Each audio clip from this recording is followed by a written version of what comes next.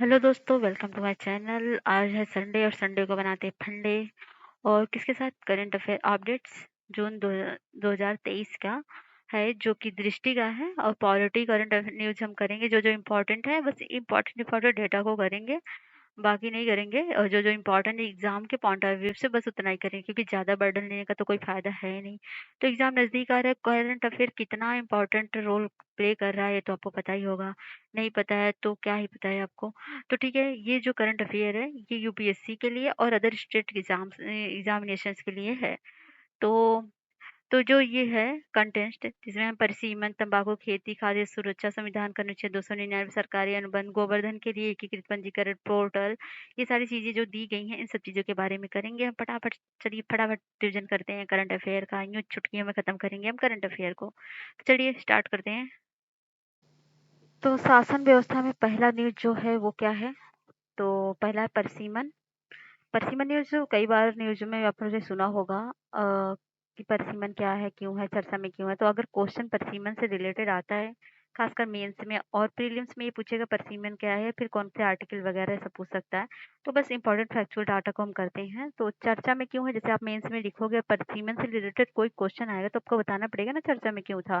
तो ठीक है, उसके पॉइंट ऑफ व्यू करते हैं। दक्षिणी राज्यों के कई राजनेता जनसंख्या के आधार पर निर्वाचन क्षेत्रों के परसीमन के विरोध में आवाज उठा रहे हैं, जिसे वे अनुचित मानते हैं। तो जनसंख्या नियंत्रण नीतियों का पालन करने वाले दक्षिणी राज्य अब जनसंख्या वृद्धि को नियंत्रण में करने में अपनी सफलता के बावजूद संभावित नुकसान का सामना कर रहे हैं। तो परसिमन क्या होता है, जहाँ पर जितना ज्यादा पॉपुलेशन होता है उसके हिसाब से वहां पर सीटें ज्यादा मिलती हैं, और जहाँ पर पॉपुलेशन कम होगा वहाँ पर सीटें कम होंगी। और तो यही प्रॉब्लम है कि दक्षिणी राज्य में पॉपुलेशन उतना है नहीं और नॉर्थ में ज़्यादा है, तो वही थोड़ा मुद्दा है। तो परसीमन क्या होता है? परसीमन का अर्थ क्या होता है? तो विधायी निकाय वाले देश या प्रांत क्षेत्रीय निर्वाचन क्षेत्रों की सीमाओं का निर्धारण करना। तो लोकसभा और राज्यसभा के लिए परसीमन स्थायी निकायों का अलग होता है। परसीमन आयोग जो है वर्ष 1952 में अधिनियम किया गया था। परसीमन आयोग का भारत के राष्ट्रपति द्वारा किया जाता है। यह निर्वाचन आयोग के सहयोग से होता है। बस ये फैक्चुअल डाटा। और ये कब कब हुआ था? 1952, 62, 72, 2002 में। इतना इंपॉर्टेंट नहीं है याद करना, बस इतना याद कर लीजिएगा। एक दो पॉइंट आप लिख दोगे ना, उतने से हो जाएगा। पहला परसीमन कब हुआ था? 1985-51 में, राष्ट्रपति आयोग द्वारा, ठीक है, चुनाव आयोग द्वारा। फिर इतिहास में आप थोड़ा इसमें इंपॉर्टेंट पॉइंट बताओगे, ज्यादा नहीं जाओगे। परसीमन वर्ष जो होता है 1976 में पूरा हुआ, और लोकसभा की राज्यवर्ग संरचना में परिवर्तन लाने वाला अंतिम परसीमन, ये जो, बस इतना ही। और यह वर्ष 1971 की जनगणना के आधार पर किया जाता है। भारत का संविधान ज्ञापित करता है कि लोकसभा में सीटों का आवंटन प्रत्येक राज्य की जनसंख्या के आधार पर होना चाहिए। तो ये संविधान में है कि परसिमन की मतलब जनसंख्या का जो सीट होता है, उसका जो निर्धारण होता है वो जो पार्लियामेंट के द्वारा होता है, मतलब कॉन्स्टिट्यूशन, ठीक है। हालांकि इस प्रावधान का अर्थ है कि जनसंख्या नियंत्रण में कम दिलचस्पी लेने वाले राज्यों को संसद की अधिक जनसंख्या में सीटें मिल सकती हैं। मतलब इसमें ये हो सकता है कि जो जनसंख्या नियंत्रण में कम दिलचस्पी लेते हैं, मतलब जनसंख्या नियंत्रण नहीं करते, उनका यहाँ का पॉपुलेशन भाई बढ़ेगा तो उसके हिसाब से उनको सीटें ज़्यादा मिलेंगी, वहाँ ज़्यादा विधायक एमएलए वगैरह सब आएंगे। तो ये चीज़ें हैं थोड़ी। तो इसी बात पे कंट्रोवर्सी चल रही है, तो ये आप उतना मत पढ़िएगा, थोड़ा बहुत देख सकते हैं। हाँ, ये देखेंगे 87th अमेंडमेंट अधिनियम 2003 में निर्वाचन क्षेत्रों के परसीमन का प्रावधान 2001 की जनगणना के आधार पर किया गया, ना कि 1991 की जनगणना के आधार पर। तो ये जो है ना, ये प्रीलिम्स में स्टेटमेंट में दे सकता है। तो बस, फिर आवश्यकता क्या है इसकी? तो जनसंख्या के समान वर्गों को समान प्रतिनिधित्व प्रदान करने हेतु, मतलब जैसे कि इतनी बड़ी पॉपुलेशन, तो उसको कंट्रोल करने के लिए फिर वहाँ पर जो एमएलए विधायक के चुनाव होंगे तो उनके लिए जो ये समान प्रतिनिधित्व हो सके, उसके लिए आवश्यक होता है। और एक वोट एक मूल्य के सिद्धांत का पालन करता है, क्योंकि हर वोट इम्पोर्टेंट होता है। तो संवैधानिक प्रावधान क्या होता है? अनुच्छेद 82 के तहत संसद प्रत्येक जनगणना के बाद एक परिसीमन अधिनियम बनाती है। मतलब जनगणना कब होता है? 10 साल पे, तो उसके आधार पर।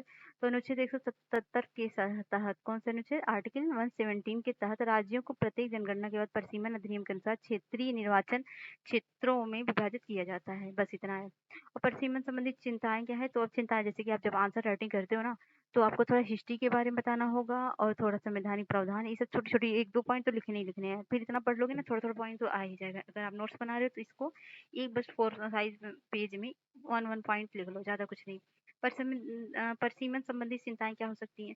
तो निर्णायक कार्यक्रम में जनसंख्या के कारण लोकसभा भारत के उत्तर और दक्षिणी भाग के बीच प्रतिनिधित्व में असमानता है, क्योंकि नॉर्थ में ज़्यादा पॉपुलेशन है और साउथ में कम है, तो ये थोड़ा कंट्रोवर्सी है। केवल जनसंख्या पे आधारित परिसीमन दक्षिणी राज्यों द्वारा जनसंख्या नियंत्रण की गई प्रगति की अवहेलना करते हैं। मतलब दक्षिण वाले बेचारे जब पॉपुलेशन कंट्रोल कर रहे हैं, वहाँ पर परिसीमन का प्रभाव होगा इस तरह से, तो उनको थोड़ी प्रॉब्लम होगी, ये कंट्रोवर्सी है। देश की जनसंख्या केवल 18% होने के बावजूद दक्षिणी राज्य के सकल घरेलू उत्पाद में 35% योगदान करते हैं। मतलब पॉपुलेशन तो कम है दक्षिण राज्य का, लेकिन वहाँ पर कंट्रीब्यूशन कितना है जीडीपी का? 35%। तो ये थोड़ा है। और उत्तरी राज्य जनसंख्या नियंत्रण को प्राथमिकता नहीं देते हैं, तथा मतलब ये नॉर्थ में क्या होता है, पॉपुलेशन उतना कंट्रोल ही नहीं करते हैं और परिसीमन पर केवल उन्हें लाभ मिलता है। अपर्याप्त वित्त पोष 15वें वित्त आयोग द्वारा 2011 की जनगणना की सिफारिश के आधार पर उपयोग के बाद दक्षिणी राज्यों के संसद वित्त पोषित और प्रतिनिधित्व होने के बारे में चिंता जता दी जाती है, क्योंकि वहाँ पर अगर लोकसभा की सीटें कम होंगी वगैरह तो क्या होगा, वहाँ पर उन लोग को अपर्याप्त वित्त मिलेगा। और ये जो है, इससे पहले 1971 की जनगणना को राज्यों के वित्त पोषण पर विचलित सिफारिशों के आधार पर के रूप में उपयोग किया गया था। तो अनुसूचित जाति अनुसूचित जनजाति के आरक्षण को प्रभावित करेगा। तो सही सी बात है, जाहिर सी बात है कि सीटें के निर्धारित परिसीमन पुनः आवंटन के फलस्वरूप न केवल दक्षिणी राज्यों के लिए सीटें की हानि हो सकती है, बल्कि उत्तर में अपने आधार के साथ राजनीतिक दलों के लिए सत्ता में वृद्धि भी हो सकती है, क्योंकि यहाँ राजनीतिक दल ज्यादा जाएंगे। और यह अभ्यास प्रत्येक राज्य में अनुसूचित जाति अनुसूचित जनजाति के लिए आरक्षित सीटों के विभाजन को भी प्रभावित करेगा। ये भी है जो कि आर्टिकल 330 और 332 के तहत है। ये चिंताएं हैं। आप एक दो पॉइंट बस बताओगे। परिसीमन आयोग, इसके बारे में हम थोड़ा जान लेते हैं, अगर कोई पूछ लेता है कोई क्वेश्चन। सबसे इम्पोर्टेंट तो यही है परिसीमन आयोग, ये प्रीवियस पॉइंट ऑफ व्यू से। तो परिसीमन आयोग के बारे में बताएंगे कि इसका गठन राष्ट्रपति द्वारा किया जाता है। ये भारत के निर्वाचन आयोग के सहयोग से कार्य करता है। कि कौन? प्रेसिडेंट प्लस भारत के निर्वाचन आयोग। और संरचना क्या है? सर्वोच्च न्यायालय के सेवानिवृत्त न्यायाधीश होते हैं इसमें, और मुख्य निर्वाचन आयुक्त होते हैं, और संबंधित राज्य के निर्वाचन आयुक्त होते हैं। फिर सब कार्य क्या होता है? जनसंख्या के लगभग बराबर करने के लिए निर्वाचन क्षेत्रों की संख्या और सीमाओं का निर्धारण करते हैं। और शक्तियाँ क्या होती है? आयोग के सदस्यों के बीच मतभेद के मामले में बहुमत की राय प्रबल होती है। बहुमत की राय प्रबल होगी मतलब जहाँ पर ज़्यादा एमएलए होंगे वहाँ की राय भाई प्रबल होगी। तो यही प्रॉब्लम है कि नॉर्थ में ज़्यादा होंगे तो वहाँ प्रबलता होगी, दक्षिण वाले कमज़ोर पड़ जाएंगे, इसीलिए कंट्रोवर्सी चल रही है। तो आगे की राह क्या हो सकती है कि वर्ष 2031 की जनगणना के आधार पर निर्वाचन क्षेत्र की सीमाओं को फिर से परिभाषित करने हेतु एक परिसीमन आयोग का गठन किया जाना चाहिए। परिसीमन आयोग द्वारा की गई जनसंख्या सिफारिशों के आधार पर राज्यों को छोटे राज्यों में विभाजित करने के लिए एक राज्य पुनर्गठन अधिनियम बनाना चाहिए। तो ये बस छोटे छोटे पॉइंट लिखना है, ज़्यादा कुछ नहीं लिखना है। ये एक दो पॉइंट लिखने पे आपको फॉरवर्ड हो जाएगा। और अगर ज़्यादा पढ़ने का मन हो पढ़ लीजिएगा, अदरवाइज इतने ही बहुत काफ़ी है। इतनी बेसिक नॉलेज परिसीमन क्या है, कब बना था, क्यों बना था, और क्या क्या कंट्रोवर्सी चल रही है, क्या क्या बेनिफिट लॉसेस हो गई, ये सारी चीज़ें। अब तंबाकू खेती और खाद्य सुरक्षा तो चर्चा में क्यों है? क्योंकि वर्ल्ड हेल्थ ऑर्गेनाइजेशन डब्ल्यूएचओ ने तंबाकू खेती के बजाय खाद्य उत्पादन को प्राथमिकता देने की तत्काल आवश्यकता पर प्रकाश डालते हुए एक नई रिपोर्ट जारी की, इसीलिए चर्चा में है। तो रिपोर्ट में इस बात पर बल दिया गया कि विश्व में लगभग 349 मिलियन लोग वर्तमान में गंभीर खाद्य सुरक्षा असमानता मतलब असुरक्षा का सामना कर रहे हैं। मतलब खाद्य सुरक्षा कम होती जा रही है। तो जबकि मूल्यांकन उपजाऊ भूमि पर तंबाकू खेती का वर्चस्व बढ़ा है, मतलब तंबाकू खेती ज्यादा हो रही है और खाद्य संकट इस वजह से ज्यादा बढ़ रहा है। तो साथ ही हर साल 31 मई को मनाया जाने वाला विश्व तंबाकू निषेध वर्ल्ड नो तंबाकू डे वैश्विक तंबाकू महामारी के खिलाफ चल रहे अभियान की याद दिलाता है। मतलब एक तरफ से तो आप ये अभियान चला रहे हो वर्ल्ड नो मतलब टोबैको डे, ऊपर से दूसरी तरफ आप क्या कर रहे हो? उसकी खेती करवा रहे हो, और उससे क्या होता है खाद्य भोजन में जो है कमी भी आ रही है। तो थोड़ी भी बहुत बेकार बातें हैं ये, मतलब क्या दी है। तो इसकी दिवस की थीम क्या का है तंबाकू डे की? तो ग्रो फूड नॉट टोबैको, यही है इसकी थीम। ग्रोथ मतलब फूड उगाओ, तंबाकू को नहीं। तो ठीक है। तंबाकू खेती संबंधित वैश्विक खाद्य संकट आप ये जान लीजिए। भूमि उपयोग प्रतियोगिता मतलब खाद्य उत्पादन तंबाकू खेती दोनों के लिए भूमि की आवश्यकता होती है। तंबाकू खेती 124 से अधिक देशों में प्रचलित है, जो कि महत्वपूर्ण कृषि भूमि पर कब्जा कर रही है, मतलब मैक्सिमम हो रही है। कृषि योग्य भूमि के लिए प्रतियोगिता खाद्य उत्पादन को सीमित कर सकती है, ये भी संकट है। और संयुक्त राष्ट्र खाद्य कृषि संगठन भी विश्व भर के विभिन्न क्षेत्रों में बढ़ती खाद्य सुरक्षा की चेतावनी दे रहा है, ये भी है। तो ये सारे जो है संसाधन विचलन भी है, और तंबाकू उत्पादन के लिए इन संसाधनों के विचलन के परिणाम स्वरूप खाद्य फसलों की सीमित उपलब्धता हो सकती है। तो बस ये 2-4 पॉइंट लिखने हैं। वनों की कटाई हो जाती है, वहाँ पर तंबाकू खेती की जाती है, क्योंकि इससे क्या होता है आप कमाते ज्यादा हो, लेकिन ये नहीं सोच रहे शॉर्टेज ऑफ फूड हो रहा है। तो ये प्रॉब्लम बस इतनी ही पढ़नी है, ज्यादा नहीं इसमें दिमाग माथा पच्ची करनी है। ओके। स्वास्थ्य परिणाम भी होता है, क्योंकि अगर आप तंबाकू खाओगे तो आपके हेल्थ इश्यूज होंगे, जिसके पीछे और खर्चे आएंगे। तो ये भी एक प्रॉब्लम है। तो बस विश्व स्वास्थ्य संगठन के अनुसार तंबाकू का उपयोग प्रत्येक वर्ष 8 मिलियन से अधिक लोगों की मृत्यु का कारण बनता है और लाखों लोग अप्रत्यक्ष रूप से धुएं के संपर्क में आते हैं। तो निकोटीन तंबाकू के पौधे निकोटियम टैबेकम और नाइट शेड प्रजाति के कुछ अन्य पौधों की पत्तियों में पाए जाने वाला एक रासायनिक यौगिक है। यह अल्कलॉइड है जो शामक और उत्तेजक दोनों है। ठीक है। अब करेंगे तंबाकू की भारत में तंबाकू की खपत किस तरह से। तंबाकू का उपयोग कई गैर संचारी रोगों जैसे कैंसर, हृदय, मधुमेह और पुराने फेफड़ों की बीमारी के लिए एक प्रमुख जोखिम का कारण है। भाई जरूरी है कि इस तरह से जो स्मोकिंग करते हैं तो मतलब तंबाकू वगैरह का सेवन करेंगे तो कैंसर, हृदय रोग और मधुमेह, ये सारे रोग तो होंगे, अवश्य ही होंगे। तो भारत में लगभग 20% कैंसर तंबाकू के उपयोग के कारण हो रहे हैं। इससे वेरी बिग डेटा। ठीक है। चीन के बाद भारत तंबाकू का सबसे बड़ा उपभोक्ता है। कितनी अच्छी बात है। तो global adult tobacco survey India, ये रिपोर्ट बट अगर आप अपने आंसर मेंशन करोगे ना बहुत अच्छा नंबर मिलता है। तो 2016-17 के अनुसार भारत में लगभग 267 मिलियन वयस्क 15 और उससे अधिक सभी वयस्क का लगभग 29% तंबाकू का उपयोग करते हैं, वो भी 15 वर्ष और उससे अधिक के बच्चे लोग। तंबाकू पर नियंत्रण के लिए भारतीय पहल क्या क्या है। तो ई सिगरेट है, निषेध अध्यादेश है 2019 की घोषणा। ई सिगरेट के उत्पादन, निर्माण, आयात निर्यात और परिवहन, बिक्री, वितरण, भंडारण और विज्ञापन पर रोक लगाती है। भारत सरकार national tobacco Twitter line services की शुरुआत की है। फिलहाल ये शुरुआत तो की गई है। ये भारत केंद्रीय मंत्री ने बजट 2022-23-24 में सिगरेट पर राष्ट्रीय आपदा आकस्मिक शुल्क मतलब 16% की जीएसटी लगा दी है। तो ठीक है, ये सारी चीजें हो रही हैं। ओटीटी प्लेटफॉर्म पे इसके लिए अवेयरनेस फैलाया जा रहा है, ये सारी चीजें हैं। ठीक है। जैसे कि आप मूवी भी देखते हो ना, तो वहाँ पर क्या होता है, वहाँ पर पहले ही से अवेयर करते हैं कि आप भैया तंबाकू मत करिए, और उसी में स्मोकिंग करते हुए आपको दिखा भी देंगे। तंबाकू की कृषि को संबोधित करते हेतु डब्ल्यूएचओ द्वारा किए गए कार्य क्या है। डब्ल्यूएचओ तंबाकू नियंत्रण पर फ्रेमवर्क अभिसमय के महत्व पर जोर देता है, जो कि तंबाकू खपत एवं उसके प्रतिकूल स्वास्थ्य प्रभाव को कम करने के उद्देश्य से पहल करता है। तो ये एक और दो पॉइंट इसमें भी पढ़ लीजिए, ज्यादा कुछ पढ़ना नहीं है। बस तंबाकू से क्या क्या प्रॉब्लम हो सकता है और ये मतलब किसने जारी किया रिपोर्ट, और एक दो रिपोर्ट को मेंशन कर दीजिए, इतने में काम खत्म, बस खत्म। नेक्स्ट करेंगे आप संविधान का अनुच्छेद 299 सरकारी अनुबंध क्या है। तो ये बताते हैं चर्चा में क्यों है। तो हाल ही में भारत के सर्वोदय न्यायालय ने राष्ट्रपति के नाम पर किए गए सरकारी अनुबंधों के कानूनी प्रावधानों को स्पष्ट किया है। तो glass Asia Pacific limited and केंद्र सरकार संबंधी एक मामले में न्यायालय ने फैसला सुनाया कि भारत के राष्ट्रपति के नाम पर किए गए अनुबंध वैधानिक विधि से प्रतिरक्षा प्रदान नहीं कर सकते हैं। ये फैसला संविधान के 299 की व्याख्या सरकारी अनुबंधों के लिए इसके निहितार्थ पर प्रकाश डालता है। तो सरकारी अनुबंध क्या है इसके बारे में लिख लेते हैं। सरकारी अनुबंध सरकार द्वारा निर्माण, प्रबंधन, रखरखाव, मरम्मत, जनशक्ति आपूर्ति, आईटी संबंधी परियोजनाओं आज जैसे विभिन्न उद्देश्यों के लिए किए गए अनुबंध हैं। तो बस इतना ही पढ़िए। और सरकारी अनुबंध को भारतीय संविधान के अनुच्छेद 299 द्वारा निर्धारित कुछ औपचारिक और सुरक्षित नियमों का पालन करना होता है। और सरकारी अनुबंध के की आवश्यकता क्यों है। तो अनुबंध के राज्यपाल या राष्ट्रपति द्वारा व्यक्त किया जाना चाहिए। मतलब ये है कि आवश्यकताएं ये हैं कि अनुबंध को राज्यपाल या राष्ट्रपति द्वारा व्यक्त किया जाना चाहिए। इसे लिखित रूप से निष्पादित किया जाना चाहिए। अनुबंधों का निष्पादन व्यक्तियों और राज्यपाल या राष्ट्रपति के निर्देशित या अधिकृत तरीके से किया जाना चाहिए। तो संविधान के अनुच्छेद 299 में क्या रखा है, ये बहुत इंपॉर्टेंट है, क्योंकि हमको ये जानना, क्योंकि अनुच्छेद अक्सर पूछ लेता है। तो संविधान का अनुच्छेद 299 भारत सरकार क्या है इसमें। इसमें भारत सरकार या किसी राज्य सरकार द्वारा उसकी ओर किए गए अनुबंधों के प्रकार और स्वरूप से संबंधित है। तो उत्पत्ति स्वतंत्रता पूर्व अवधि में भी सरकार अनुबंध करती रही। 1947 क्राउन प्रेसिडेंसी एक्ट ने 299 को आकार देने में महत्वपूर्ण भूमिका निभाई। अब उद्देश्य क्या है। अनुच्छेद 299 संघ या राज्य की कार्यकारी शक्ति के प्रयोग किए अनुबंधों को अभिव्यक्त और निष्पादित करने के तरीकों को दर्शाता है। बस इतना ही पढ़ना है, ज्यादा नहीं पढ़ना है। अभिव्यक्ति और निष्पादन क्या होता है। तो अनुच्छेद 299 क्लॉज 1 में क्या है, अनुबंधों को लिखित रूप से व्यक्त किया जाना चाहिए और उनकी ओर से राष्ट्रपति या राज्यपाल द्वारा विधिवत अधिकृत व्यक्ति द्वारा निष्पादित किया जाना चाहिए। ये फैक्चुअल डेटा है। राष्ट्रपति राज्यपाल की प्रतिरक्षा क्या है। तो अनुच्छेद 299 क्लॉज 2 कहता है कि राष्ट्रपति या राज्यपाल को अनुबंध के लिए व्यक्तिगत रूप से उत्तरदायी नहीं ठहराया जा सकता।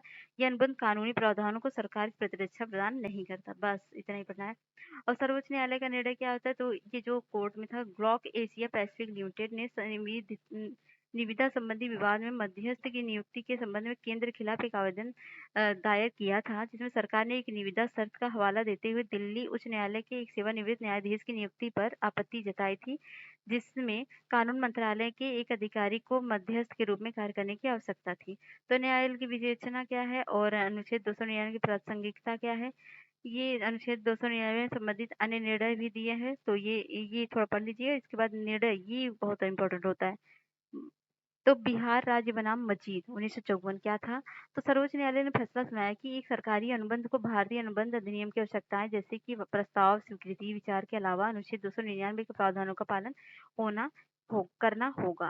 और केंद्र या राज्य सरकार का संविधात्मक दायित्व संविदा के सामान्य कानून के अधीन किसी भी व्यक्ति के समान है जो अनुच्छेद 299 द्वारा विहित औपचारिकता के अधीन आते हैं। श्रीमती अलीकुट्टी पाल बनाम केरल राज्य, ये भी मामला पढ़ लीजिए।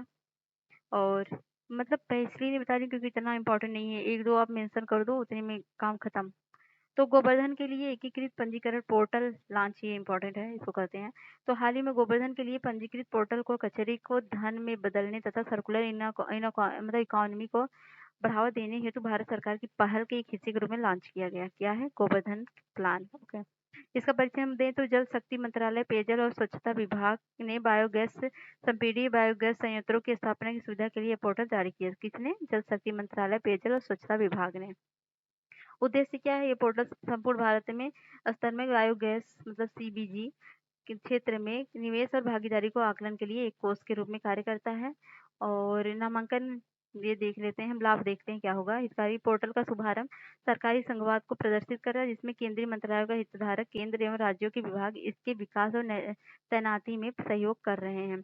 केंद्रीय जल शक्ति मंत्री ने 650 से अधिक गोवर्धन संयंत्रों और एकीकृत पंजीकरण पोर्टल के माध्यम से अवशिष्ट धन सृजन में महत्वपूर्ण उपलब्धियों पर जोर दिया है। तो ये है व्यापार करने में आसानी, पोर्टल व्यवसाय करने में आसानी सुनिश्चित करता है और ये बायोगैस सीबीजी क्षेत्र में निजी कंपनियों से अधिक निवेश आकर्षित करता है। तो जलवायु कार्रवाई लक्ष्य के साथ संरेखित है और सुदृढ़ आपूर्ति श्रृंखला करता है। और गोवर्धन पहल क्या है तो देख लेते हैं। Galvanising organisation bio agro resources धन, इसे गोवर्धन कहते हैं, भारत सरकार के जल शक्ति मंत्रालय की एक महत्वपूर्ण पहल है। तो ये मंत्रालय पूछ लेगा कि कौन सी मंत्रालय है, तो ये है। तो बायोगैस डीजल वगैरह दे सकता है। तो वर्ष 2018 में सरकार ने इस योजना को स्वच्छ भारत मिशन ग्रामीण चरण सेकेंड कार्यक्रम के तहत राष्ट्रीय प्राथमिकता परियोजना के रूप में लॉन्च किया। किसकी परियोजना के रूप में? इसके फिर उद्देश्य क्या है? गांव द्वारा सुरक्षित रूप से मवेशियों और अपशिष्ट कृषि अपशिष्ट लंबे समय तक जैविक अपशिष्ट प्रबंधन करने में सहायता करेगा और समुदायों के समर्थन हेतु विकेंद्रीकृत प्रणालियों का उपयोग करके मवेशियों जैविक अपशिष्ट से पूंजी में परिवर्तित करेगा। मतलब जो गोबर जो मवेशी लोग उत्पन्न करते हैं, मतलब जो बकरी गाय भैंस पालते हैं, तो उनके उपयोग भी हो जाए, यूजेस भी होगा और ये कंट्रीब्यूट भी करेगा एनर्जी प्रोडक्शन में और बहुत सारे यूजफुल इससे बेनिफिट्स होंगे। तो संभावित लाभ क्या होंगे? प्रभावी डिग्रेडेबल अपशिष्ट प्रबंधन होगा, जीएचजी उत्सर्जन में कमी आएगी, कच्चे तेल के आयात में कमी आएगी और स्थानीय समुदायों के लिए रोजगार उद्यमिता को बढ़ावा मिलेगा। ये बेनिफिट्स हैं और ये बेनिफिट्स हैं तो जान लीजिए। योजना का मॉडल क्या है? व्यक्तिगत घरेलू मॉडल है। समुदाय बायोगैस संयंत्र न्यूनतम घरों में 5 से 10 के लिए बनाए जा रहे हैं। संयंत्रों का संचालन प्रबंधन जीपी और एसएचजी द्वारा किया जा रहा है। उत्पन्न गैस की आपूर्ति घरों, रेस्तरां और संस्थानों को की जाएगी। और समूह क्या है? इस मॉडल में ग्राम समूह घरों की संख्या के अनुसार व्यक्तिगत रूप से बायोगैस संयंत्र स्थापित किए जाते हैं। और वाणिज्यिक सीबीजी क्या है? तो इसको थोड़ा पढ़ लीजिए, उतना इम्पोर्टेंट नहीं है, थोड़ा थोड़ा बस 1-2 पॉइंट लिखना है, कुछ नहीं। राज्य विश्वविद्यालय के कुलपतियों की नियुक्ति कैसे होती है, क्यों होती है, चलिए चर्चा में क्यों है ये भी देख लेते हैं। तो पश्चिम बंगाल के मुख्यमंत्री और राज्यपाल के बीच 10 वरिष्ठ प्रोफेसरों को राज्य द्वारा संचालित विश्वविद्यालय के अंतरिम कुलपति के रूप में नियुक्त करने को लेकर खींचतान सामने आई है। तो ये पश्चिम बंगाल का न्यूज है, क्यों आई है खींचतान? विश्वविद्यालय में राज्यपाल और राष्ट्रपति की भूमिका, ये पूछ सकता है कि हाँ, मेंस में पूछ सकता है कि विश्वविद्यालय में राज्यपाल और राष्ट्रपति की भूमिका क्या होती है। तो मेंस में अगर पूछेगा तो आपको डिटेल में तो बताना ही बताना होगा, ऐसे तो नहीं कि आप ऐसे उड़ के चले जाओगे कुछ भी लिखोगे, फैक्चुअल डाटा तो होना चाहिए ना माइंड में। तो राज्य विश्वविद्यालय क्या होगा? राज्य विश्वविद्यालय में राज्य का राज्यपाल उस राज्य के विश्वविद्यालय का पदेन कुलाधिपति होता है और जबकि राज्यपाल के रूप में वह मंत्रिपरिषद की सहायता और सलाह के कार्य करता है। कुलाधिपति के रूप में वह मंत्रिपरिषद के बिना स्वतंत्र रूप से कार्य करता है। विश्वविद्यालय के सभी मामलों को स्वयं निर्णय लेता है। विश्वविद्यालय अनुदान आयोग मतलब यूजीसी विनिमय विनियम 2018 के अनुसार एक विश्वविद्यालय के कुलपति की नियुक्ति सामान्य रूप से कुलाधिपति द्वारा विधिवत गठित खोज या चयन समिति द्वारा अनुशंसित 3 से 5 नामों के पैनल से की जाती है। जहां राज्य विश्वविद्यालय अधिनियम यूजीसी विनियम 2018 के बीच गतिरोध होता है और यूजीसी विनियम 2018 प्रबल होगा तथा राज्य कानून प्रतिकूल होगा। तो अनुच्छेद 254(1) में के अनुसार यदि किसी राज्य के कानून का कोई प्रावधान संसद द्वारा बनाए गए कानून के प्रावधान के विरुद्ध है, जिसे संसद समवर्ती सूची के किसी विषय अधिनियमित करने के लिए सक्षम है, तो संसदीय कानून राज्य कानून पर प्रभावित होगा। मतलब अगर सेंटर का गवर्नमेंट कोई कानून बनाएगी तो वो स्टेट पर फॉलो होगा। केंद्रीय विश्वविद्यालय क्या होता है? वो सेंट्रल यूनिवर्सिटी एक्ट के अंतर्गत विधिवत, मतलब देखो स्टेट के लेवल पे तो ये चीज राज्य विश्वविद्यालय में ये राज्यपाल करेगा और सेंटर पे कौन करेगा? राष्ट्रपति करेगा। सेम वही प्रोसेसेस है। तो इसको देख लीजिए, क्या बताऊं उसमें, वही जो पढ़ा है वही है। कुलाधिपति की भूमिका क्या होती है? तो विश्वविद्यालय के संविधान के अनुसार कुलाधिपति को विश्वविद्यालय प्रमुख शैक्षणिक कार्याधिकारी मतलब कार्यकारी अधिकारी माना जाता है। और ये क्या होता है? राधा कृष्णन आयोग 1948 में, कोठारी आयोग 1964-66 में, ज्ञानम समिति 1990 और रामपाल पारिक समिति 1993 की रिपोर्टों के समय समय पर होने वाले प्रभु प्रतिष्ठित परिवर्तनों के ध्यान में रखते हुए विश्वविद्यालय की गुणवत्ता एवं प्रासंगिकता को बनाए रखने में कुलपति की भूमिका के महत्व पर प्रकाश डाला जाता है। देखिए, अगर आप स्टेट का एग्जाम देते हो ना, तो ये जो है राधा कृष्णन आयोग दे देगा, कोठारी आयोग दे देगा, ज्ञानम समिति दे देगा और रामलाल पारिक समिति देगा और पूछेगा ये किससे रिलेटेड है? तो इसको पता है ना, कुलपति की भूमिका पर से रिलेटेड है ये। ठीक है। कुलपति की नियुक्ति को लेकर कई भारतीय राज्यों के सीएम और राज्यपालों के बीच मतभेद है। जैसे अगर मेन से पूछ ले किन किन राज्यों के बीच में मतभेद है, मतलब क्या कोई राज्यों के बीच मतभेद है, तो आप इसमें क्या बताओगे? तो इसमें कुछ एग्जाम्पल देने ही पड़ेंगे। तो हाल ही में तमिलनाडु विधानसभा के 2 विधेयक पारित किए गए जो 13 राज्य विश्वविद्यालय के कुलपतियों की नियुक्ति में राज्यपाल की शक्तियों को स्थानांतरित करने का प्रावधान करते हैं और राज्यपाल की जगह मुख्यमंत्री को सभी राज्य संचालित विश्वविद्यालय के कुलाधिपति को बनाने की मांग करने वाला पश्चिम बंगाल एक विधेयक वर्ष 2022 में विधानसभा द्वारा पारित किया गया था। तो ये मतलब जो कि राज्यपाल को ये पदवी दी गई थी ना, तो पश्चिम बंगाल में डिमांड हुई थी कि ये पदवी जो है सीएम को दे देना चाहिए। और तो महाराष्ट्र, कर्नाटक, झारखंड, राजस्थान राज्यों के कानून राज्य एवं राज्यपाल के बीच सहमति की आवश्यकता को रेखांकित करते हैं। आगे की राह क्या हो सकती है, तो इसको आप बताओगे। समय आ गया है कि सभी राज्य राज्यपाल को सचिव के रूप में रखने पर पुनर्विचार करना चाहिए। हालांकि उन्हें विश्वविद्यालय की स्वायत्तता की रक्षा के वैकल्पिक साधन खोजने चाहिए और सत्ताधारी दल विश्वविद्यालय के कामकाज का अनुचित प्रभाव न डाले। मतलब ये नहीं कि उसमें पॉलिटिक्स चलने लगे, जो सत्ताधारी लोग हों आए यहाँ पॉलिटिक्स खेलें। तो अगला है पीएम स्वनिधि योजना। तो ये देखते हैं पीएम स्वनिधि योजना क्या है, तो ये चर्चा में क्यों है ये भी देखते हैं। तो प्रधानमंत्री स्ट्रीट वेंडर आत्मनिर्भर, मतलब prime minister street vendors Atmanirbhar Nidhi, PM Svanidhi जिसे बोलते हैं, योजना के अंतर्गत 1 जून 2020 की डेट याद कर लीजिएगा, मिलान में आता है। आरंभ होने के बाद 3 वर्षों में स्ट्रीट वेंडर्स 46 से 54 लाख से अधिक सूक्ष्म कार्यशील पूंजी ऋण वितरित किए गए हैं। कुल 46,54,302 ऋण वितरित किए गए हैं। इन ऋणों में से अब तक लगभग 40% का भुगतान किया जा चुका है। तो परिचय क्या है इसका देख लेते हैं, क्या है ये। तो एक केंद्रीय क्षेत्र की योजना है, अर्थात ये आवासन और शहरी कार्य मंत्रालय द्वारा पूरी है। मंत्रालय याद करना बहुत जरूरी है। स्वनिधि किसका है? यह है आवासन और शहरी कार्य मंत्रालय द्वारा वित्त पोषित है। तो कार्यशील पूंजी ऋण की सुविधा उपलब्ध कराना है, नियमित पुनर्भुगतान को प्रोत्साहित करना है, डिजिटल लेन देन हेतु पुरस्कृत करना है। और इसमें लगभग 10,000 रुपए और 20,000 रुपए के पहले एवं दूसरे ऋण के अलावा 50,000 रुपए के तीसरे संविधिक ऋण की शुरुआत की गई। देखिए ये फैक्चुअल डेटा भी इंपॉर्टेंट है, क्योंकि आपने अगर प्रीवियस ईयर क्वेश्चन देखे होंगे ना, देखा होगा कि ये फैक्चुअल डेटा देता है, उठपटांग करके देगा, सही दे देगा, गलत देगा, तो ये कॉन्सेप्ट क्लियर करना बहुत इंपॉर्टेंट है, तो इस पे आप ध्यान दीजिएगा। तो ऋण देने वाली एजेंसियां क्या हैं? तो सूक्ष्म वित्त संस्थाओं, गैर बैंकिंग वित्तीय कंपनी, स्वयं सहायक समूहों को उनकी जमीनी स्तर पर उपस्थिति एवं स्ट्रीट वेंडर सहित शहरी गरीबों से निकटता के कारण अनुमति दी गई है। पात्रता की देख लेते हैं, राज्य और केंद्र शासित प्रदेश। तो यह योजना केवल उन्हीं राज्यों केंद्र शासित प्रदेशों के लाभार्थियों के लिए उपलब्ध है जिन्होंने स्ट्रीट वेंडर्स आजीविका का संरक्षण और स्ट्रीट वेंडिंग का नियमन अधिनियम 2014 के तहत नियम और योजना अधिसूचित की है। तो ये भी थोड़ा रेगुलेशन है है इसके लिए। हालाँकि मेघालय जिसका अपना स्ट्रीट वेंडर्स एक्ट है, लाभार्थी भाग ले सकते हैं। स्ट्रीट वेंडर्स क्या होता है? ये देखते हैं हम। तो ये योजना शहरी क्षेत्रों में वेंडिंग कार्यों में लगी सभी स्ट्रीट वेंडर्स के लिए उपलब्ध है। पहले ये योजना 24 मार्च 2020 को या पहले वेंडिंग में लगे सभी स्ट्रीट वेंडर्स के लिए उपलब्ध थी। तो जल्दी चुकौती के लाभ क्या होंगे? ब्याज सब्सिडी मिलेगी, क्रेडिट सीमा विस्तार होगा और जल्द चुकौती ऊपर कोई पेनाल्टी नहीं होगा और डिजिटल लेन-देन को बढ़ावा मिलेगा और पारदर्शिता बढ़ेगी। ये चीज़ें हैं और वित्तीय समावेशन भी बढ़ेगा और क्षमता निर्णय पर ध्यान दिया जाएगा। मतलब मिनिस्ट्री ऑफ होम अफेयर और अर्बन मतलब ये जो है राज्य सरकारों के सहयोग से पूरे देश में सभी हितधारक एवं सूचना, शिक्षा व संचार गतिविधियों के लिए क्षमता निर्माण और वित्तीय साक्षरता कार्यक्रम का शुभारंभ करेगा।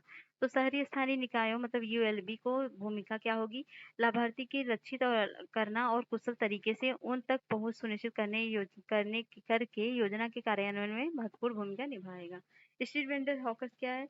ये जान लेते हैं हम, इम्पोर्टेंट है क्योंकि पूछ सकता है क्वेश्चन में दे देगा स्ट्रीट वेंडर हॉकर, फिर मतलब ऑप्शन में आपको 2-4 स्टेटमेंट दे देगा, पूछ लेगा क्या है, अगर आपको नहीं पता होगा आप कंफ्यूज हो जाओगे, तो जानना जरूरी है। तो जानते हैं, कोई भी व्यक्ति जो किसी सड़क, फुटपाथ आदि में अस्थायी निर्मित संरचना में या एक स्थान से दूसरे स्थान पर जाकर दैनिक उपयोग के समान वस्तु, खाद्य पदार्थ या माल बेचने तथा जनता की सेवा में लगा हुआ होता है, उसको बोलते हैं।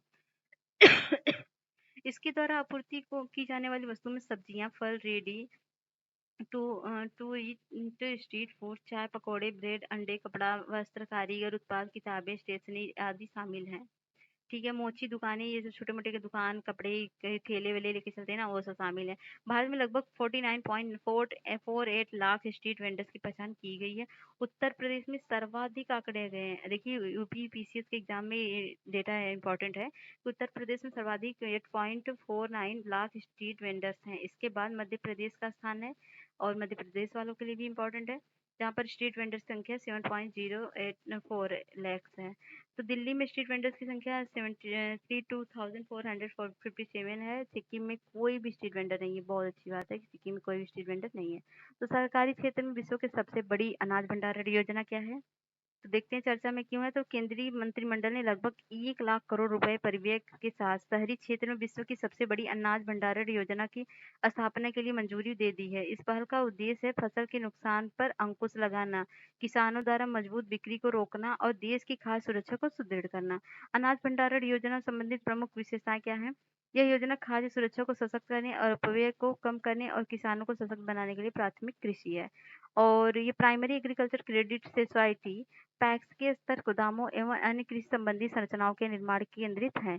इस महत्वाकांक्षी मतलब परियोजना का उद्देश्य भारत में कृषि भंडारण सुविधाओं के संबंधित बुनियादी ढांचे की कमी को दूर करने के लिए 3 मंत्रालयों का वर्तमान में चलाई जा रही 8 योजनाओं की अवसरित करती है। ये इम्पोर्टेंट फैक्चुअल डाटा है।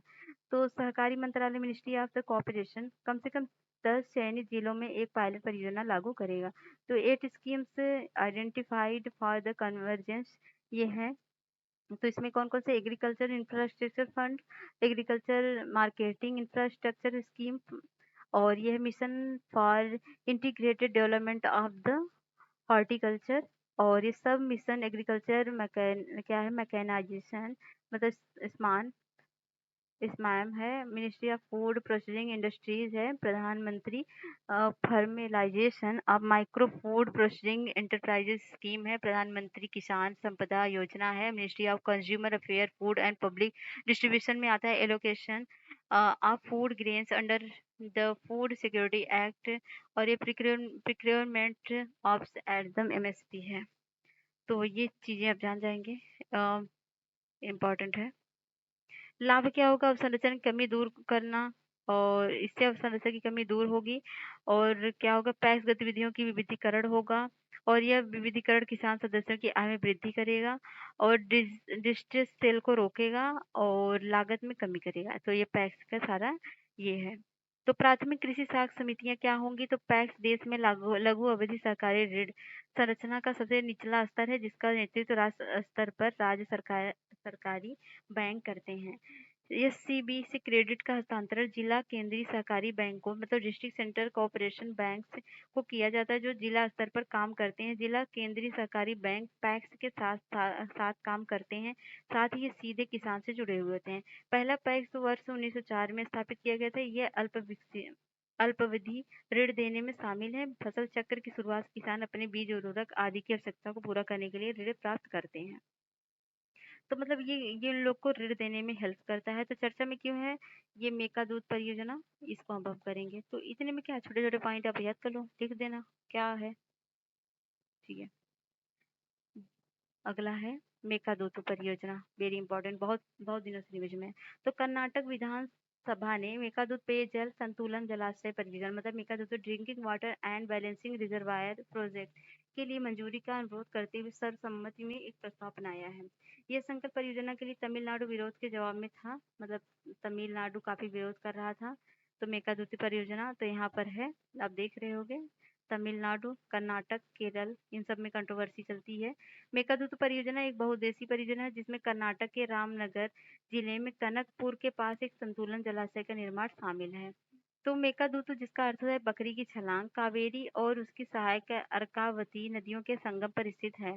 इसका प्रथम उद्देश्य बेंगलुरु पड़ोसी क्षेत्र में 4.75 पेयजल उपलब्ध कराना है और 400 मेगावाट बिजली पैदा करना है। परियोजना के लाभ क्या होंगे? पानी की कमी और भूजल पर निर्भरता का सामना कर रहे बेंगलुरु और इसके आसपास के क्षेत्रों में पानी की बढ़ती मांग को पूरा करेगा और 400 मेगावाट जल विद्युत की शक्ति उत्पन्न करके नवीकरणीय ऊर्जा का उपयोग करेगा। अच्छा ऊर्जा उत्पादन योगदान और कार्बन उत्सर्जन को कम करेगा। बाढ़ और सूखे को रोकने के लिए पानी के प्रवाह को विनियमित करना, किसानों तथा समुदायों को लाभ पहुंचाना है इसका काम। वर्तमान स्थितियां क्या है? कर्नाटक में तमिलनाडु की सहमति प्राप्त नहीं की है, जो कि अनिवार्य है। तो इसमें जो कर्नाटक ने तमिलनाडु को सहमति नहीं प्राप्त की बल्कि अपना काम शुरू कर दिया है, यही प्रॉब्लम है। और ये परियोजना अभी भी अपने प्राथमिक चरण में है। इसमें केंद्रीय जल आयोग मतलब सेंट्रल वाटर कमीशन, पर्यावरण और जलवायु मंत्रालय तथा राष्ट्रीय वन्यजीव बोर्ड मतलब national board of wild life के अधिकारियों को आवश्यक मंजूरी एवं अनुमोदन प्राप्त नहीं है। और तमिलनाडु द्वारा विरोध क्यों हो रहा है? कि तमिलनाडु राज्य का तर्क है कि मेकादूत बांध नीचे की ओर जल प्रवाह को काफी कम कर देगा, जिससे राज्य की कृषि गतिविधियां जल आपूर्ति का नकारात्मक प्रभाव पड़ेगा। कावेरी नदी तमिलनाडु राज्य हेतु महत्वपूर्ण जल स्रोत है, जो कि इसके कृषक समुदायों को सहायता करती है और इसके निवासियों की पेयजल आवश्यकताओं को पूरा करती है। तो ये कंट्रोवर्सी है। कावेरी नदी विवाद भी देख लेते हैं, ये तो अभी तक न्यूज में है। तो तमिलनाडु भाषा में इसे पोन्नी के नाम से भी जाना जाता है। यह दक्षिण भारत की चौथी सबसे बड़ी नदी है। कौन सी? कावेरी। यह दक्षिण भारत की एक पवित्र नदी है। इसका उद्गम दक्षिण पश्चिम कर्नाटक राज्य के पश्चिमी घाटों स्थित ब्रह्मगिरी पहाड़ियों से होता है। यह कर्नाटक एवं तमिलनाडु राज्यों में होती है। देखिए ये रिवर से रिलेटेड यहाँ क्वेश्चन आएगा, क्योंकि अब कावेरी की विवाद है भाई, तो कावेरी पूछेगा ना कहाँ से निकली है, कौन सी नदी इसकी सहायक नदी है और कौन से राज्य से उद्गम क्षेत्र है सब। यह कर्नाटक एवं तमिलनाडु राज्यों में होती हुई दक्षिण पूर्व दिशा में बहती है और एक श्रृंखला बनाती है। वही पूर्वी घाटों में उतरती है। इसके बाद पुडुचेरी होते हुए बंगाल की खाड़ी में गिरती है। बाएं किनारे को सहायक नदियां हैं अर्कवती। देखो बाएं सहायक नदियां कौन सी है? अर्कवती, हेमवती है, सिमसा है और हंगरी है। और दाहिने की सहायक नदी कौन है? लक्ष्मण तीर्थ, सुवर्णवर्ती और नोजीत और भवानी, कामिनी और अमरावती यहाँ पर दिया गया है। ये इस तरह से आई हुई है और यहाँ पर बे ऑफ बंगाल में गिरी है। तो आप देखें कर्नाटक से निकली है ना, ऐसे आई है तमिलनाडु में, ऐसे गई है। तो विवाद क्या है? ये विवाद बहुत पुराना है और इसमें 3 राज्य हैं इस विवाद में। कौन है? पुडुचेरी, केरल, कर्नाटक, तमिलनाडु। और विवाद की उत्पत्ति 150 वर्ष पुरानी है तथा वर्ष 1992 और 1924 में तत्कालीन मद्रास प्रेसिडेंसी और मैसूर के बीच मध्यस्थता के 2 समझौते हुए थे। 1924 से ये विवादें चल रही हैं। इसने सिद्धांत को लागू किया कि ऊपरी तटवर्ती राज्य की किसी भी निर्माण गतिविधि के लिए निचले तटवर्ती राज्य की सहमति प्राप्त करनी होगी, जैसे कावेरी नदी पर जलाशय। कर्नाटक और तमिलनाडु के बीच कावेरी जल विवाद वर्ष 1974 में शुरू हुआ, जब कर्नाटक ने तमिलनाडु की सहमति के बिना जलधारा के मोड़ने का शुरू कर दिया था। ये प्रॉब्लम तब शुरू हुई थी।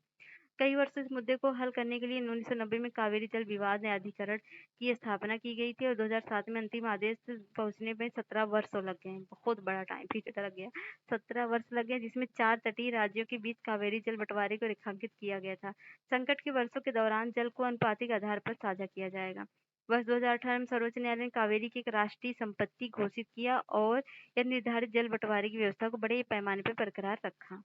आगे देखेंगे आगे की राह क्या हो सकती है, संयुक्त नदी कायाकल्प हो सकता है, प्रदूषण और आवास सड़क को ध्यान में रखते हुए पूरी कावेरी नदी को बहाव करने हेतु एक सहयोगी पहल की शुरुआत होनी जानी चाहिए, पर्यावरण के अनुकूल डिजाइन किया जाना चाहिए और संस्कृति आदान प्रदान मतलब कर्नाटक तमिलनाडु दोनों की साझा संस्कृति विरासत तथा परंपरा का जश्न मनाते हेतु सांस्कृतिक कार्यक्रमों का आयोजन करते हैं एवं एकता एवं आपसी सम्मान की भावना को बढ़ावा देते हैं, राज्यों के बीच बंधन को मजबूत करने और विवाद को सुलझाने के लिए अनुकूल वातावरण बनाने में मदद करते हैं। रियल टाइम मॉनिटरिंग और डेटा शेयरिंग ये भी आवश्यक है। तो अब करेंगे हम भारतीय रेलवे के लिए रेल पटरी से उतरना। भारतीय रेलवे में रेल की पटरी से उतरना। तो अभी एक न्यूज़ था जो उड़ीसा के बालासोर जिले में बहनगा बाजार रेलवे स्टेशन पर 2 जून 2023 को क्या हुआ था, एक ट्रेन ट्रेन दुर्घटना हुई थी। अगर आप न्यूज़ देखे होंगे तो देखे होंगे कितनी खतरनाक तरीके से हुआ था। विनाशकारी घटनाओं को रोकने के लिए प्रभावी सुरक्षा उपायों की तत्कालीन आवश्यकता पर बल दिया गया है। ये न्यूज़ इसलिए हाल ही में घटना कवच पहल की ओर ध्यान आकर्षित करी। एक कवच पहल चला था जिसमें प्रोटेक्ट करता था वो दो ट्रेन जब आपस में आती थी एक सिग्नल देता था जिससे घटना ना हो पाए। तो भारत के नियंत्रण महालेखा परीक्षक कायक जिसे बोलते हैं वर्ष 2022 की रिपोर्ट भारतीय रेलवे की पटरी से उतरना देश में ट्रेन दुर्घटनाओं के कारण अनेक कमियों को चिन्हित किया गया। तो रिपोर्ट की विशेषताएं क्या है, कायक ने रिपोर्ट से पता चलता है कि 2017 और 18 वर्ष 2020-21 के मध्य बीच 75% परिणामी रेल दुर्घटनाएं पटरी से उतरने के कारण हुई हैं। और रेल का अवपतन मतलब पटरी से उतरना ट्रेन दुर्घटना का प्रमुख कारण क्या है? तो 2017 परिणामी ट्रेन दुर्घटनाओं में 163 लगभग 75% रेल के पटरी से उतरने के कारण हो गई है। तो रेल दुर्घटना के कारण रेलगाड़ी में आग लगना है, मानव रहित समपारों पर दुर्घटना ये सब है।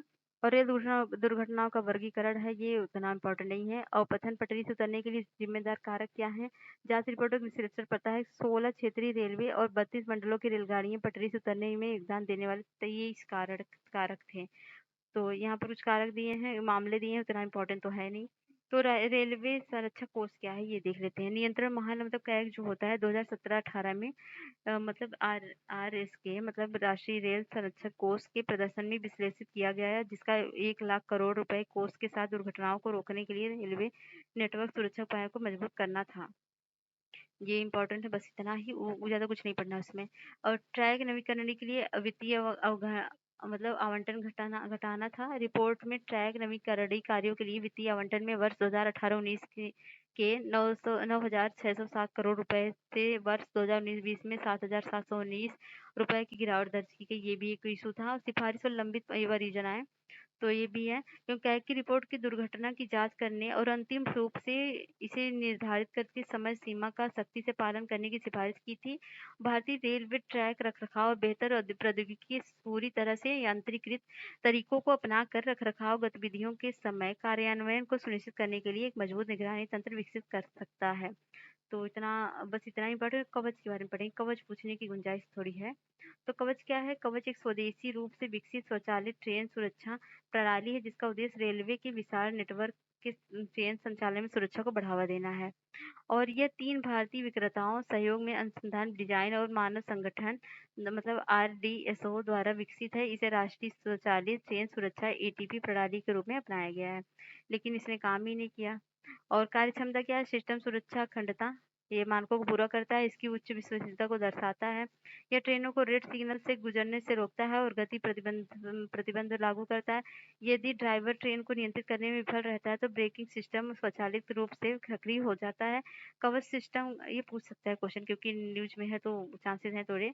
तो कवच सिस्टम के लोकोमोटिव के बीच टकराव को रोकता है और आपातकालीन स्थितियों में दौरान SOS संदेशों को रिलीज करता है और रिले करता है और नेटवर्क मॉनिटर सिस्टम के माध्यम से ट्रेन को आवाजाही की केंद्रीकृत लाइव निगरानी प्रदान करता है। तो ये सब चीजें करता है। अब ये जो है सिस्टम किस तरह से अपना सिग्नल भेजता है, कैसे वर्क करता है, ये सब यहाँ पर है। और कवच का कार्यान्वयन और तैनाती है। हालांकि 1.03 लाख किलोमीटर की कुल रूट लंबाई में ऐसे अभी तक केवल इतने किलोमीटर कवच के तहत लाया गया है। आगे की राह क्या हो सकती है? इसको थोड़ा कंट्रोल करें, इसमें थोड़ा इम्प्रूवमेंट करें, रिसर्च एंड डेवलपमेंट करूँ, ये है। और डेटा एनालिसिस कृत्रिम बुद्धिमत्ता का उपयोग करना चाहिए। ये सारी चीज थोड़ा सा डाटा आप दे दोगे क्या सजेशन में? 1-2 पॉइंट बस। और भारत भारत की G20 अध्यक्षता का स्वास्थ्य कार्य समूह की तीसरी बैठक है, तो आई थिंक इसको अभी नहीं करना चाहिए। जब ये पूरा G20 कंप्लीट हो जाएगा ना तब इसको हम करेंगे, क्योंकि क्या ही फायदा है इसको बार बार पढ़ने का। तो भी कोई फ़ायदा नहीं है, मेंस जब लिखेंगे तब उसमें आएगा। फिर आज G20 क्या है ये जानना इम्पोर्टेंट है। जोखिम ठीक है। इसमें वैश्विक सहयोग और जानकारी साझा करना है, जेनेटिक सर्विलेंस है और रोगी सशक्तिकरण जुड़ाव के बारे में चर्चा की गई। वैश्विक महामारी संधि की ओर है। बस इतना है। G20 क्या है इसमें नहीं है। G20 क्या है उसके बारे में बता दिया जाएगा आपको। कुछ पढ़ना नहीं है, इतना नहीं आता बच्चे करनी है। प्रतिकूल कब्जा क्या है, चर्चा में क्यों है। ये 22वां वित्त आयोग की हालिया रिपोर्ट में प्रतिकूल कब्जे और संपत्ति कानून में इसके प्रभाव की गहन जांच की है तथा सिफारिश की है कि परिसीमित संयम अधिनियम 1963 के तहत मौजूद प्रावधान में बदलाव करने की आवश्यकता है। ये भी मुझे बहुत ज़्यादा इम्पोर्टेंट नहीं लग रहा है न्यूज़, तो इसको मैं भी नहीं कराऊंगी क्योंकि मैं फालतू चीज़ नहीं चाहती हूँ कि आप इस पे टाइम वेस्ट करो। तो महामारी संधि मसौदे में एएमआर को संबोधित करना ये थोड़ा लग रहा है, तो कर लेते हैं। महामारी संधि के मसौदे को शून्य मसौदा के रूप में जाना जाता है, जिसे वर्तमान में विश्व स्वास्थ्य सभा में शामिल सदस्य देशों द्वारा चर्चा की जा रही है। हालांकि इस बात की चिंता बढ़ रही है कि रोगाणुओं को मतलब एंटी माइक्रोबियल रेजिस्टेंट, मतलब जो आप दवा बहुत ज्यादा खाते हो, दवा का कोर्स कंप्लीट नहीं करते हो, तो उससे क्या होता है बॉडी में एक रेजिस्टेंट बन जाता है, जिसे एंटी माइक्रोबियल रेजिस्टेंट कहते हैं, जो कि स्वास्थ्य के लिए बहुत घातक होती है और खासकर ज्यादा से ज्यादा एंटीबायोटिक के प्रयोग से होता है। तो नागरिक समाज और अनुसंधान संगठन एएमआर को संबोधित करने हेतु विश्लेषण एक सिफारिश प्रदान की है। Journal of medicine and law ethics के एक विशेष संस्करण ने संधि एएमआर को शामिल करने के महत्व पर जोर दिया है। तो महामारी संधि मसौदा क्या है। तो महामारी संधि मसौदा महामारी और वैश्विक स्वास्थ्य आपात स्थितियों को रोकने तथा तैयारी एवं प्रतिक्रिया देने हेतु प्रस्तावित एक अंतर्राष्ट्रीय समझौता है। तो इस विश्व मतलब वर्ल्ड हेल्थ ऑर्गेनाइजेशन और सदस्य देशों द्वारा बातचीत की जा रही। इस संधि का उद्देश्य स्वास्थ्य खतरे को दूर करने में वैश्विक सहयोग और एकजुटता को महत्व दिया जा रहा है। इसमें निगरानी, पहचान, सूचना, स्वास्थ्य प्रौद्योगिकी तथा पहुंच, सहयोग और जवाबदेही जैसे पहलू शामिल हैं। मसौदे के प्रमुख घटक क्या हैं। तो वैश्विक सहयोग है। देखो हेडिंग बहुत इंपॉर्टेंट, अगर आप जान जाते हो फैक्चुअल डाटा थोड़ा पढ़ के वैसे ऐड कर लेना। तो वैश्विक सहयोग है मतलब यह महामारी अन्य वैश्विक स्वास्थ्य आपात स्थितियों की तैयारी व प्रतिक्रिया में वैश्विक समन्वय तथा सहयोग को बढ़ावा देने के लिए आह्वान करता है और अनुसंधान और विकास में निवेश करना है और सूचना साझा करने में पारदर्शिता रखना है और पैथोजन एक्सचेंज और बेनिफिट शेयरिंग सिस्टम अपनाना है और लैंगिक असमानताओं को संबोधित करना है।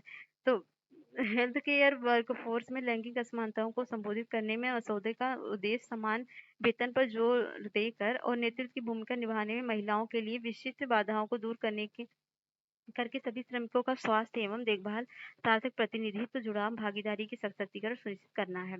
और अगर महामारी संधि में एएमआर का महत्व क्या है, तो ये इंपॉर्टेंट है थोड़ा। एएमआर वह प्रक्रिया जिसके द्वारा रोगाणुओं के कारण होने वाले संक्रमण इसके उपचार के लिए विकसित दवाओं के लिए प्रतिरोधी बन जाते हैं, मतलब रेजिस्टेंट बन जाते हैं। तो सूक्ष्म जीवों में बैक्टीरिया, कवक, वायरस और परजीवी शामिल है। सूक्ष्म मतलब सूक्ष्म जीव किसे कहते हैं, बैक्टीरिया, वायरस और उसको। तो बस इतना मैंने आपको बताया कि मेडिसिन तो ज़्यादा यूज करने से बॉडी में रेजिस्टेंट हो जाता है, जिससे आंकड़े बड़े खतरनाक थे। इसमें बहुत सारे लोग मतलब भारत का लक्ष्य 2030 बहुत सारे लोग की इससे डेथ हो गई थी। तो G20 में फोरम आगामी G20 फोरम भारत को विभिन्न परिस्थितियों का ध्यान रखते हुए इसमें भी चर्चा की जाएगी और भारत का लक्ष्य 2030 तक 50% गैर जीवाश्म विद्युत उत्पादन हासिल करने और 2070 तक शून्य उत्सर्जन हासिल करना है। सॉरी मैं यहाँ पर आ गई। ये अ, राज्य के माध्यम से भारत में ऊर्जा संक्रमण, क्योंकि ये एमआर के बारे में जितना था मैंने बता दिया, इसको ज़्यादा पढ़ना नहीं है, मतलब पढ़ना क्या है अगर आप चाहो तो पढ़ लो, लेकिन जितना इंपॉर्टेंट नॉलेज था वो मैंने बता दिया है। तो इसके बारे में हो गया। तो ये 2030 तक क्या है, 50% गैर जीवाश्मी उत्पादन क्षमता को कम करना है। और राज्यों का महत्व क्या होगा इसमें, राष्ट्रीय राज्यों का क्रियान्वयन होगा, जिसमें राष्ट्रीय संदर्भों के अनुरूप रणनीति तैयार करना होगा और विकेंद्रीकृत कार्यान्वयन करना होगा और दीर्घकालिक मुद्दों पर निपटान करना होगा और नवाचारी नीतियां अपनानी होगी। नवाचारी हेतु प्रयोगशालाएं रखना होगा और इसमें क्या होगा, राज्य संसाधन को दोहन करना, मतलब स्थानीय संसाधन का लाभ उठाना। अ, और ये जो दोहन है, राज्य संसाधनों का दोहन कैसे हो रहा है, स्थानीय संसाधनों का लाभ उठाना। मतलब भारत के प्रत्येक राज्य में नवीकरणीय ऊर्जा संसाधनों की अद्वितीय विविधता है, जैसे कि प्रचुर मात्रा में सौर विकिरण, पवन गलियारे और बायोमास उपलब्धता। नवीकरणीय ऊर्जा उत्पादन को बढ़ावा देने एवं जीवाश्म ईंधन के उपयोग से बचने हेतु राज्य इन संसाधनों का उपयोग कर सकते हैं। विकेंद्रीकरण उत्पादन को बढ़ावा देना है और राज्य स्तरीय ढांचे का महत्व क्या है, विस्तृत समझ है और लक्ष्य आधारित नीति का विकल्प है और समावेशी हितधारक जुड़ाव है। और हेडिंग पे ज्यादा फोकस करेंगे और जैसे कि 175 गीगावाट अच्छी ऊर्जा के लिए भारत की उपलब्धियां वर्ष 2022 के लक्ष्य को अंतर्दृष्टि प्रदान करती हैं। ये फैक्चुअल डेटा थोड़ा रख लीजिएगा। और क्या है, अतः वर्तमान में नवीकरणीय ऊर्जा की दक्षता लगभग 80% भारत की पश्चिम एवं दक्षिण के 6 राज्यों तक सीमित है। ये थोड़ा इम्पोर्टेंट है। संसाधनों की कमी है और नियामक रूपरेखा है और ग्रिड एकीकरण है और अंतर अंतरराज्यीय समन्वयन है और भारत की ऊर्जा परिवर्तन को आकार देने वाले अन्य पहले हैं, जैसे प्रधानमंत्री सहज विद्युत हर घर योजना और ग्रीन एनर्जी कॉरिडोर है और राष्ट्रीय स्मार्ट ग्रिड मिशन है और इलेक्ट्रिक वाहन का तेजी से अंगीकरण और विनिर्माण है, अंतर्राष्ट्रीय गठबंधन है। और आगे की राह क्या होगा? राज्यों के बीच सहयोग और सुनिश्चित करना होगा, ग्रीन फाइनेंसिंग एक्सप्रेस करना होगा, जन संचालित क्रांति लानी होगी और राज्य पथ प्रदर्शक करना होगा। बस इतनी ये जो मैं पॉइंट बता रही हूँ क्यों बता रही हूँ, इसको पढ़ लो, अगर आपको मन हो थोड़ा थोड़ा पढ़ लो, नहीं तो कोई जरूरत नहीं है, बस हेडिंग में काम चल जाएगा। Mission on advanced and high impact research. तो mission on advanced and high impact research क्या है? तो हाल ही में विद्युत मंत्रालय तथा नवीन और नवीकरणीय ऊर्जा मंत्रालय ने संयुक्त रूप से mission and on advance and high impact research माहिर जिस नामक एक राष्ट्रीय मिशन की शुरुआत की है, जो वर्ष 2023-24 से लेकर 2027-28 तक 5 वर्ष की प्रारंभिक अवधि के लिए बनाई गई है। इस योजना के तहत किसी विचार को उत्पाद में परिवर्तित करने हेतु प्रौद्योगिकी जीवन चक्र दृष्टिकोण का उपयोग किया जाएगा। राष्ट्रीय मिशन माहिर के प्रमुख बिंदु क्या हैं? तो ये मिशन क्या है? तो वैश्विक ऊर्जा क्षेत्र में उभरती प्रौद्योगिकी और भविष्य की प्रासंगिकता के क्षेत्रों में पहचान करना तथा प्रासंगिक प्रौद्योगिकी के स्वदेशी विकास की शुरुआत करना है। सामूहिक रूप से विचार क्या है? मंथन सहक्रियात्मक प्रौद्योगिकी विकास और प्रौद्योगिकी के सुचारू हस्तांतरण के लिए मार्ग प्रशस्त करने हेतु विद्युत क्षेत्र के हितधारकों के लिए एक सामान्य मंच प्रदान करना है। स्वदेशी प्रौद्योगिकी की पायलट परियोजनाओं और उनके व्यवसाय की सुविधा को समर्थन प्रदान करना है। और क्या है? ये वित्तीयन क्या है? इस मिशन के 2 मंत्रालय, विद्युत मंत्रालय, नवीन और नवीकरणीय मंत्रालय के तहत ये केंद्रीय सार्वजनिक क्षेत्र के उद्यमों को वित्तीय संसाधनों को पूरा करने के वित्त पोषित किया जाएगा। और माहिर के तहत अनुसंधान के लिए चिन्हित क्षेत्र क्या होंगे? लिथियम आयन स्टोरेज बैटरी का विकल्प होगा और भारतीय खाना पकाने के तरीके और अनुरूप इलेक्ट्रॉनिक कुकर पैन को संशोधित करना होगा और गतिशीलता के लिए ग्रीन हाइड्रोजन होगा और कार्बन अवशोषण कार्बन कैप्चर होगा, बहुतापीय ऊर्जा होगी और ठोस अवस्था प्रशीतन होगा और इस ईवी बैटरी के लिए नैनो तकनीकी होगी, स्वदेशी तकनीकी होगी। मिशन की संरचना क्या होगी? द्विस्तरीय संरचना होगी। ये द्विस्तरीय संरचना है जिसमें एक तकनीकी कार्यक्षेत्र समिति और एक शीर्ष समिति शामिल है। तो ये शीर्ष समिति क्या है? ये प्रौद्योगिकी और उत्पाद विकास पर विचार विमर्श करते हुए अनुसंधान प्रस्तावों को स्वीकृति देती है तथा अंतर्राष्ट्रीय सहयोग भी प्रदान करती है। और तकनीकी कार्यक्षेत्र क्या होगा? और वो भी देख लेंगे आप, जैसे कि इसकी अध्यक्षता केंद्रीय विद्युत प्राधिकरण के अध्यक्ष द्वारा की जाती है। मिशन का दायरा क्या होगा? एक बार अनुसंधान क्षेत्रों को पहचान और अनुमोदन हो जाने के बाद परिणाम के जुड़े वित्त पोषण प्रस्ताव को विश्व स्तर पर आमंत्रित किया जाएगा। और मिहिर का महत्व क्या है? स्वदेशी विकास होगा, ऊर्जा संक्रमण शुद्ध शून्य विसर्जन होगा, आर्थिक विकास और विनिर्माण हब होगा। तो अब करेंगे हम विश्व खाद्य सुरक्षा दिवस के बारे में। अब करेंगे विश्व खाद्य सुरक्षा दिवस। तो विश्व खाद्य सुरक्षा दिवस मतलब food safety and standard authority of India, फसाई जिसे बोलते हैं। विश्व खाद्य सुरक्षा दिवस लगभग 7 जून 2023 को एक सत्र आयोजन किया।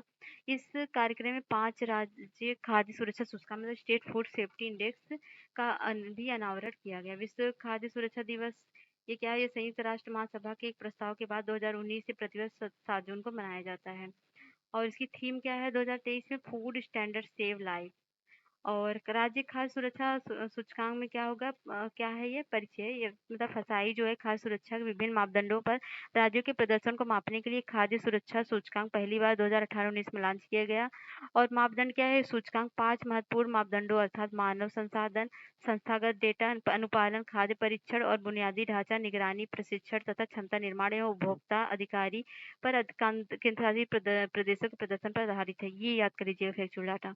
यह सूचकांक गतिशील, मात्रात्मक, गुणात्मक बेंचमार्किंग मॉडल है जो सभी राज्य केंद्रशासित प्रदेश में खाद्य सुरक्षा मूल्यांकन के लिए वस्तुनिष्ठ ढांचा प्रदान करता है।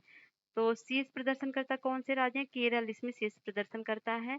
उसके बाद पंजाब, तमिलनाडु है और छोटे राज्य में है गोवा अग्रणी रहा। इसके बाद मणिपुर, सिक्किम का स्थान है। केंद्र शासित प्रदेश में रैंक कौन हासिल किया? जम्मू कश्मीर, दिल्ली तथा चंडीगढ़। अन्य प्रमुख विशेषताएं क्या है? जिलों के लिए ईट राइट चैलेंज चरण सेकेंड में ईट राइट चैलेंज के विजेताओं को खाद्य पर्यावरण में सुधार और खाद्य सुरक्षा के बारे में जागरूकता बढ़ाने के उनके उत्कृष्ट प्रयासों के लिए सम्मानित किया गया। तमिलनाडु, मध्य प्रदेश, पश्चिम बंगाल, उत्तर प्रदेश और महाराष्ट्र जिलों में उल्लेखनीय उपलब्धियां देखी गईं। तो फसाई ने मतलब जो है ईट राइट इंडिया आंदोलन की शुरुआत की है। आंदोलन 3 प्रमुख विषयों पर आधारित है। मतलब यदि यह सुनिश्चित नहीं है तो भोजन नहीं है, सुरक्षित भोजन। भोजन केवल स्वाद के लिए नहीं बल्कि शरीर और मन के लिए भी होना चाहिए और स्वस्थ आहार और भोजन लोगों और ग्रह दोनों के लिए अच्छा होना चाहिए। ईट राइट चैलेंज को ईट राइट के तहत विभिन्न पहलों को अपनाने और बढ़ावा देने के प्रयासों को पहचानने के लिए जिलों और शहरों के बीच एक प्रतियोगिता के रूप में देखा गया है। तो ये खाद्य संचालकों को प्रशिक्षण मतलब देता है और फूड टेस्टिंग किट पोर्टल भी है इसके अंतर्गत और ये रैपिड एनालिटिक फूड टेस्टिंग मतलब वो करता है जिससे पता चलता है और बढ़ी हुई खाद्य सुरक्षा प्रथाओं के लिए नियमावली बनाता है जो केंद्रीय स्वास्थ्य मंत्री पूरे देश में खाद्य सुरक्षा प्रथाओं को बढ़ाने के उद्देश्य से नियमावली जारी करता है। अगर आपने फूड का रैपर देखा हुआ रैपर तो उसमें फसाई का इंडेक्स बना हुआ होता है। ये मतलब क्या ऑथराइज करता है। तो नियमावली में मछली तथा मछली उत्पादों, अनाज और अनाज उत्पादों, पेयजल, चाय, कॉफी आदि चिकोरी के विश्लेषण से तरीके शामिल हैं। खाद्य सुरक्षा की महत्ता क्या है? खाद्य सुरक्षा जो है ये सरकार उत्पादों और उपभोक्ताओं के बीच एक साझा जिम्मेदारी है। 5 वर्ष से कम आयु के बच्चे खाद्य जनित रोग के भार से 40% वहन करते हैं जिसमें प्रतिवर्ष 1,25,000 लोगों की मृत्यु हो जाती है। ये प्रॉब्लम है। और यहाँ पर भी डेटा दिया हुआ है विश्व डब्ल्यूएचओ के अनुसार विश्व में 10 में से लगभग एक व्यक्ति अनुमानित 600 मिलियन लोग दूषित भोजन के खाने के कारण बीमार हो जाते हैं तथा प्रतिवर्ष 400 मतलब 4,20,000 लोग की मृत्यु हो जाती है इससे वेरी क्रिटिकल कंडीशन। और 5 वर्ष से कम बच्चे की वजह 40% वहन करते हैं जिसमें से लगभग 1,25,000 लोगों की मृत्यु हो जाती है।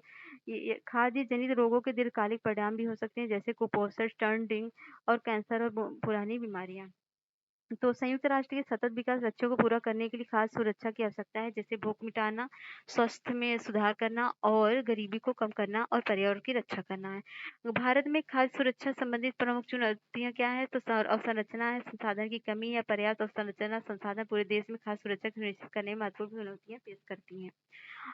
संदूषण मिलावट मिलावट जो कि बहुत सारी कृषि और खाद्य कीटनाशकों एवं रासायनिक योजकों के नियंत्रित उपयोग से भोजन के संदूषित योगदान देती है।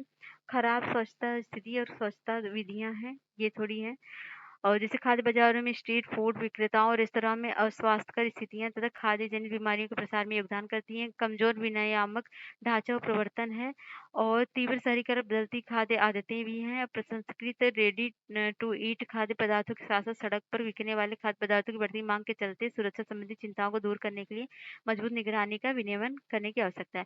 आगे की राह में क्या हो सकता है? खाद्य परीक्षण प्रयोगशालाओं को सुदृढ़ बनाया जा सकता है और स्थानीय समुदायों को सशक्त बनाना चाहिए और खाद्य स्टॉक होल्डिंग पारदर्शिता सुनिश्चित करनी चाहिए।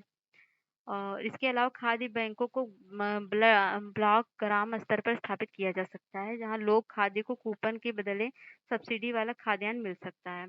तो प्राथमिक कृषि ऋण समितियां देख लेते हैं चर्चा में क्यों है कि क्योंकि प्रधानमंत्री सरकार के समृद्ध विजन को साकार करने की दिशा में सरकार ने प्राथमिक कृषि ऋण समितियां मतलब primary agriculture credit societies PACS की आय में वृद्धि करने के साथ साथ ग्रामीण क्षेत्रों में रोजगार के अवसर को बढ़ाने के लिए 5 निर्णय दिए हैं जिसमें सरकार की समृद्धि के माध्यम से देश में समग्र समृद्धि का उद्देश्य प्राप्त करना है जिसमें पारदर्शिता आधुनिकीकरण और प्रतिस्पर्धात्मक द्वारा सरकारी समितियों का सुदृढ़ बनाने में के लिए प्रस्तावित किया गया है। 5 महत्वपूर्ण निर्णय क्या है? उर्वरक खुदरा विक्रेताओं के रूप में कार्य नहीं करते हैं, पैक्स की पहचान की जाएगी और ये जो इम्पोर्टेंट है पढ़ लीजिएगा उतना तो है नहीं मुझे नहीं लगता उतना है। ये देख लेते हैं हम सरकारी ऋण संस्थान क्या है? शहरी सरकारी है, ग्रामीण सरकारी है। ग्रामीण में अल्पकालिक संरचना है, दीर्घकालिक संरचना। अल्पकालिक में राज्य सरकारी बैंक और केंद्रीय सरकारी बैंक और प्राथमिक कृषि ऋण सोसाइटी है और इसमें है दीर्घकालिक में राज्य सरकारी कृषि एवं ग्रामीण विकास बैंक और प्राथमिक सरकारी कृषि एवं ग्रामीण बैंक। अरे स्थिति क्या है? भारतीय रिजर्व बैंक 27 दिसंबर 2022 को प्रकाशित रिपोर्ट में पैक्स की संख्या 1.2 लाख बताई जबकि मार्च में 2021 में इसके केवल 47,297 लाभ की स्थिति में थे। तो महत्व क्रेडिट तक पहुंच है, वित्तीय समावेशन है और सुविधाजनक सेवाएं हैं और बजट संस्कृति को बढ़ावा देना है और क्रेडिट संसाधन को बढ़ावा देना है। पैक्स संबंधी मुद्दे क्या है? पर्याप्त कवरेज है, लगभग 90% कवर करते हैं लेकिन देश के कुल हिस्से में ऐसे जहाँ यह कवरेज बहुत कम है मतलब कहीं कहीं कम है। अपर्याप्त संसाधन है, अतिदेय और एनपीए है और आगे की राह में देंगे क्या पैक्स भारत की ग्रामीण वित्तीय क्षेत्र में महत्वपूर्ण संस्थान और आत्मनिर्भर भारत एवं वोकल फॉर लोकल अभियान के दृष्टिकोण में महत्वपूर्ण योगदान दे सकते हैं। और क्या कर सकते हैं, पैक्स के अधिक कुशल वित्तीय रूप से टिकाऊ और किसानों के लिए सुलभ बनाने की आवश्यकता है। ये बस इतना। और अगला क्या है, जल जीवन मिशन। बहुत इंपॉर्टेंट है। मतलब हाल ही में विश्व स्वास्थ्य संगठन ने एक अध्ययन के साथ जल जीवन मिशन के संभावित प्रभावों के बारे में बताया, जिसमें इसके सामाजिक आर्थिक लाभों की चर्चा की गई है।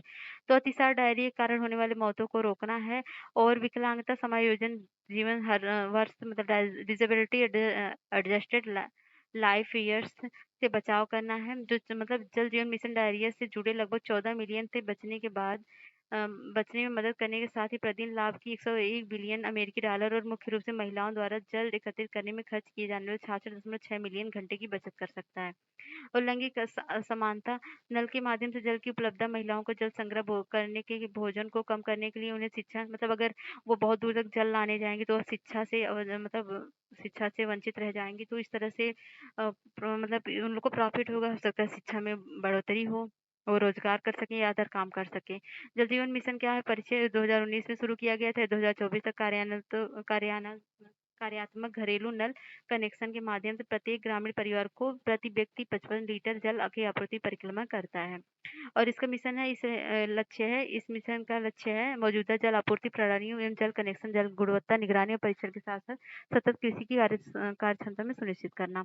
और विशेषताएं क्या है, जल जीवन मिशन स्थानीय जल स्तर पर एकीकृत मांग और आपूर्ति पक्ष प्रबंधन पर ध्यान केंद्रित करती है और कार्यान्वयन भी इसका वही है।